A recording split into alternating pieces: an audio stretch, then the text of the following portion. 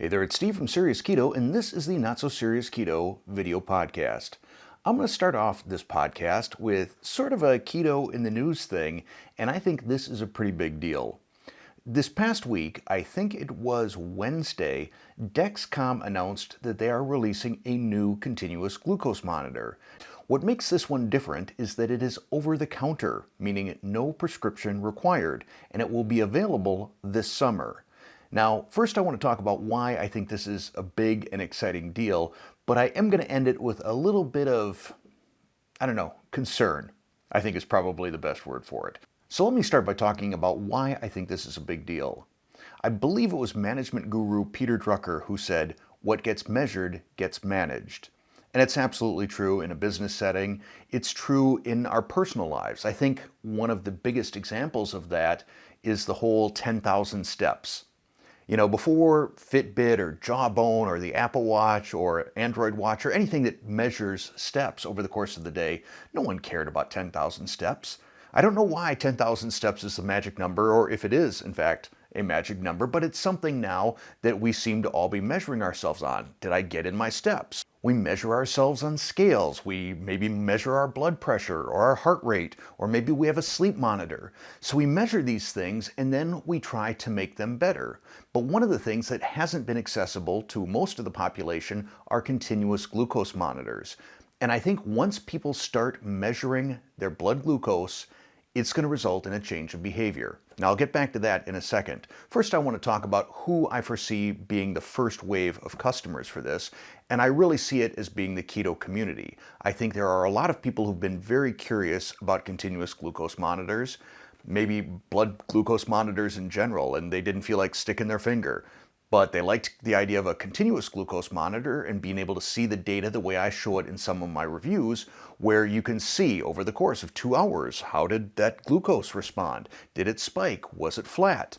But they just weren't able to do it, either because they needed a prescription or because it was cost prohibitive going through something like Levels Health and their program. Anyhow, this new Dexcom product called the Stelo, I hope I'm pronouncing it correctly, since it doesn't require a prescription, you get past that, and they say it will be competitively priced, though I don't know what it will be specifically. So I see the first wave being keto folks, viewers like all of you. And why that excites me so much is going forward, when I do a product review and I do a glucose test, I will be able to get information from tons of you. Dozens of you, maybe hundreds of you, will have the same access to the same blood glucose technology, hopefully, that I do. I'll return to that hopefully in a second as well. So imagine I post a review and then dozens or hundreds or however many of you follow up and you report your glucose information as well. I think this will create sort of a open source or group sourced accountability for some of these companies that are manufacturing supposedly keto products that aren't all that keto. You know, when it's just one person, let's use the Marina's Bakery example down in Texas that went out of business, and I've talked about them before in podcasts. They were making supposedly keto products that were absolutely not keto. They were using regular flour, they were using sugar, and people were getting insane glucose spikes. I tested some of their products and had these insane, huge spikes. Well, if it's just one individual complaining or calling it out, you can always brush that off as a fluke or, he's a crackpot or whatever. But when it's dozens or hundreds or thousands of people reporting glucose spikes on a particular product that's claiming to be keto, that's going to get some attention. And I think it's going to force some accountability within the big keto manufacturing community. The other thing that I think is really important about this is I know that Apple and Android both have been working on a non-invasive continuous glucose monitor that they would build into a watch or some other type of wearable. But that's been kind of slow going. I don't think it's been a huge priority for either of them. And I think now that there is going to be a commercially available product, that's probably going to light a fire under their research and development teams. And I think that's going to be a big deal too, because then maybe you get apps like Apple Health. I don't know what the equivalent is for Android, but if you start building an Apple Health system that is really holistic in terms of metabolic health, that is looking at everything from blood glucose to heart rate to blood pressure to weight to sleep quality, etc. And I know it tracks these things currently, but to combine them together with some sort of AI and start connecting the dots for people so they can start seeing, oh, when I eat this, this happens. When I drink this, this happens. If I have 2 glasses of wine with dinner, my sleep quality suffers. My heart rate goes up. My workouts aren't as good. If I eat this, I get hungry again 2 hours later. And to have a software that then can come back and pinpoint a particular food or a particular ingredient for us and say, this is not doing your body well, that's where I hope we get. So this is my optimistic, maybe Pollyanna-ish vision of what could happen with this and the Dexcom Stelo. Now, a couple of little things that are tempering my enthusiasm. One, I don't know what the price is going to be. That's up in the air at the moment. All we've heard is that it will be competitively priced. The other concern I have is it may not provide specific continuous values in terms of glucose. So continuous data is not just continuous over time, but it is divisible, I think is probably the way that I usually teach it when I was teaching statistics.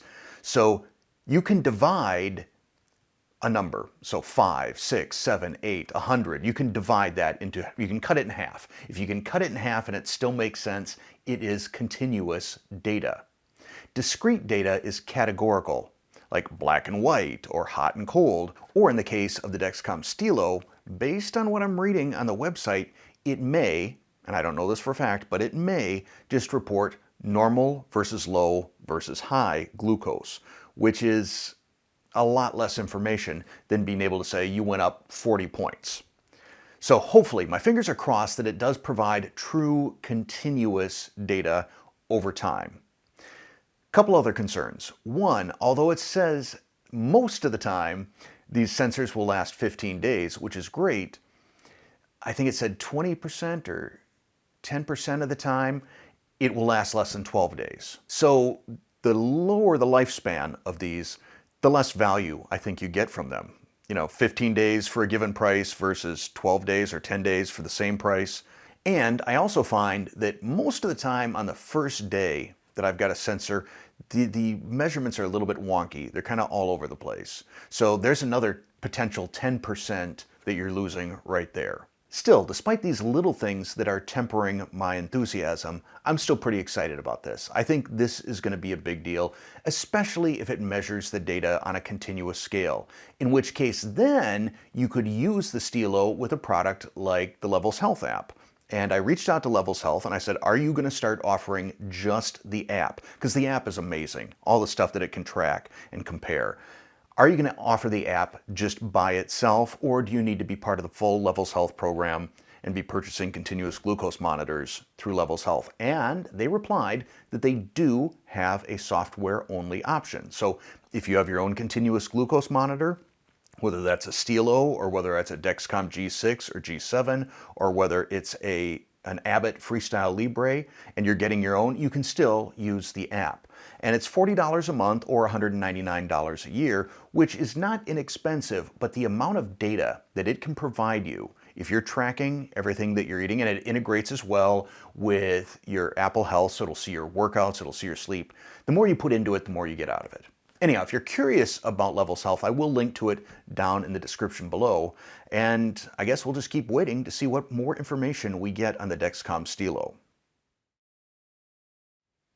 I've mentioned a couple times, both in podcasts and recent giveaway videos, that Courtney bought a house. I like to say new house. It's new to her. It's an old house. It's probably about 100 years old.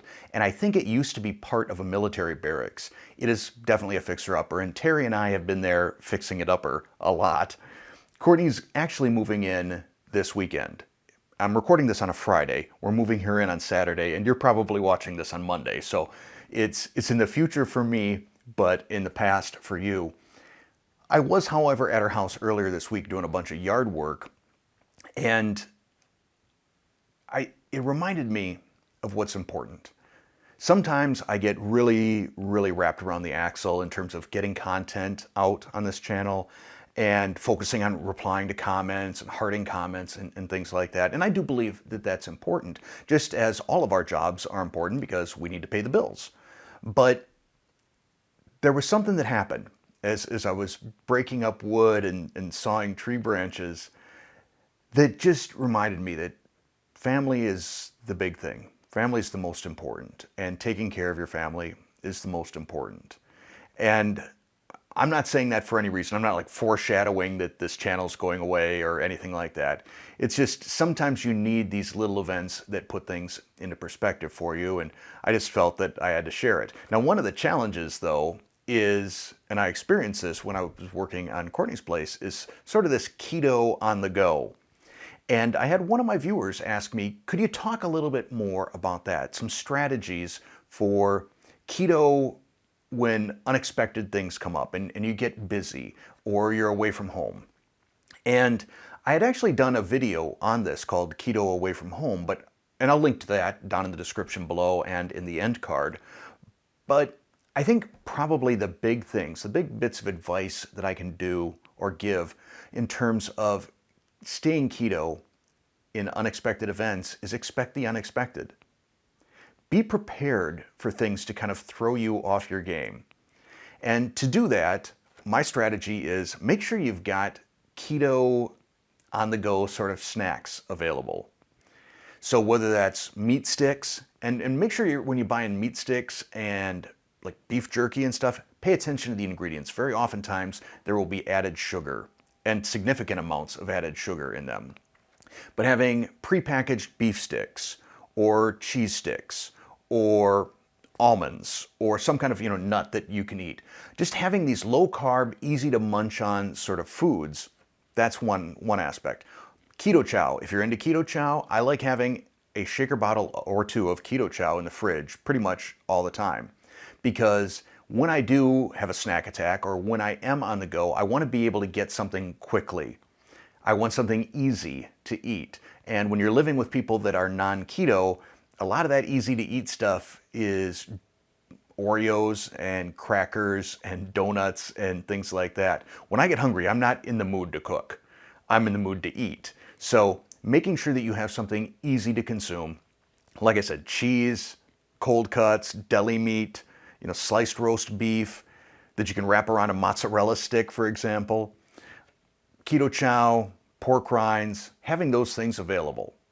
Barring that, you start getting into what I call gas station keto. Now, fortunately, here in Wisconsin, we've got what has been rated the #1 convenience store in the nation. It's a chain called Quick Trip.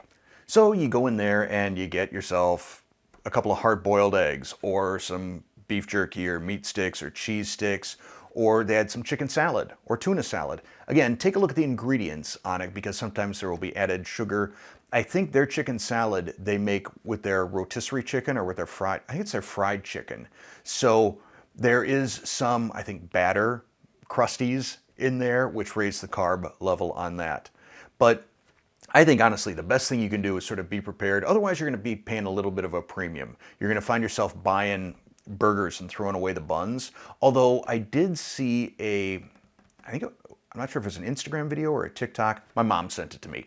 But it was of Dr. Ken Berry going through the McDonald's drive-thru and ordering off the a la carte menu. And he ordered, I think, 7 quarter-pound patties or something like that. And that was it. And just ate those. So you can do that, but it's not always super convenient and you are going to be paying a premium.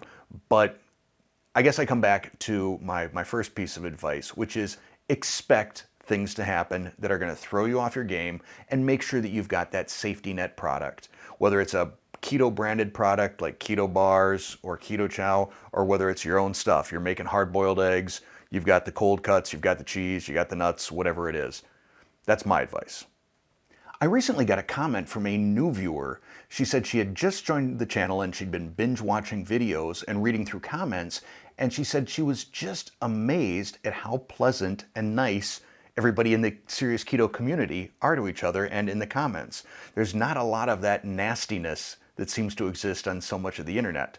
And I can take a little bit of credit for that because I try and reinforce that behavior. And if people are misbehaving, I'm pretty quick to step on that. But ultimately, I think the credit belongs to all of you. Somehow, we have just all coalesced together within this community. And I say it all the time. It's awesome. And I thank you and I appreciate you. But I wanted you to hear that I'm not the only one. There are other newbies that have come to Serious Keto and they feel welcome because of you. So keep doing what you're doing. Now, in terms of comments, there is one sort of comment that I don't care for. So I'm just kind of giving you a heads up here. And if you feel like poking the sleeping bear, you can always leave this comment and see how I react. It might be a channel ban, so decide if you really want to. And that comment is, "You lost me at." Now, there was a time when I think this is the sort of thing that if you were in a class, for example, if I was teaching one of my statistics classes and I'm going through Minitab and I'm showing how to do an analysis of variance or something like that, and I'm going too fast for somebody and they raise their hand and they say, "Steve, hang on, you lost me at step 3. And then I back up and I make sure that they get caught up. That's a polite "you lost me at." Generally, the "you lost me at" in the comments on YouTube tend to be about ingredients. "You lost me at vital wheat gluten." "You lost me at psyllium husk." "You lost me at cilantro." And for whatever reason, it strikes me as sort of rude. I didn't lose you. You lost yourself. You chose to be irritated about an ingredient and make a stink about it. To what end? Does it make you feel better? I don't know. It just kind of irritates me. So now you know. Another thing to know about, and this may be sort of biting the hand that feeds me a little bit in terms of YouTube, but the YouTube SuperThanks. So on any video, if the channel is monetized, you can click on a button underneath the video that says thanks and give some sort of a monetary donation to the channel. It's cool. I love getting them. It's very nice. Not just from the money standpoint. You know, $1 is $1. Well, not quite. I'll explain that in a moment. But the fact that somebody appreciates my content enough to give me something, a little something, I mentioned this last week, just means the world to me. That's what means the most to me, that someone valued what I did. Now, I said $1 is $1. Well, $1 isn't $1 on YouTube. $1 is 60 cents on YouTube because YouTube takes 40%. So even though SuperThanks is pretty cool, Patreon, also kind of cool. I kind of more or less shut down Patreon. It's still there, but I explain to people there's no benefits to being a patron of this channel aside from just the warm fuzzies that you get from donating to it. But they take a chunk as well. So the reason I'm saying this is just in case you're ever thinking about giving a SuperThanks to a given channel, just be aware YouTube is taking a chunk of that. Now, if you wanted to avoid that entirely, if you wanted to gift me something, and I'm not fishing for gifts, just want to make that clear, but I'm also not pushing them away. You know, my birthday is coming up. But on my website, SeriousKeto.com, there is a button that says donate, which allows you to give a direct PayPal donation to the channel, either a one-time or a continuous, like monthly sort of a thing. And I suspect that there are other channels that do that as well. They'll have a button that says buy me a cup of coffee or something like that. That is generally the better method if you feel like being benevolent and gifting something monetary to a particular content creator. Go to their channel, go to their website and see if there's a way to donate there rather than YouTube. We'll see if YouTube demonetizes this video for saying that. The final thing I want to talk about before we end, I have mentioned this a couple of times. My 56th birthday is coming up, as well as my 5-year Ketoversary. Now, interestingly, I must have listed the start date on LinkedIn for Serious Keto as March, not a specific date, because on March 1st, I started getting a lot of messages from people I don't even know out on LinkedIn congratulating me on my 5-year work anniversary with Serious Keto. But that is coming up. That's the 16th of March is my 5-year Ketoversary. The 17th is my 56th birthday. And I'm not bringing this up because I'm asking for gifts. I'm bringing this up because I'm going to be doing a few more giveaways. And they're going to be good. They are going to be good. We've got one coming up Wednesday in conjunction with a Chalk Zero review. So if you are into Chalk Zero products, you're definitely going to want to tune in for that. Then the other one will probably be on my Ketoversary, and it's going to be both a giveaway and a pretty substantial discount from Aviate, specifically on their pasta products, but pasta and their rice, which is more like a risotto. But that's what's coming up Wednesday and Saturday. And of course, this Friday, I will be back with a cooking video. Missed it last week. I started going down this rabbit hole and started looking for ways to make the recipe fail, and then what could be recovered out of that failure. I really got a little bit Alton Brownie on, or Alton Brown on this. He doesn't like it when you call him Alton. It's Alton. But I found myself really kind of going down that food science path. And I hope you find it interesting. I really enjoyed it. It's really cool. That's it. So we'll see you on Friday for that. We'll see you Wednesday for the Chalk Zero video. And, well, I hope to see you at least 3 times a week, forever. Thanks for listening. Thanks for watching.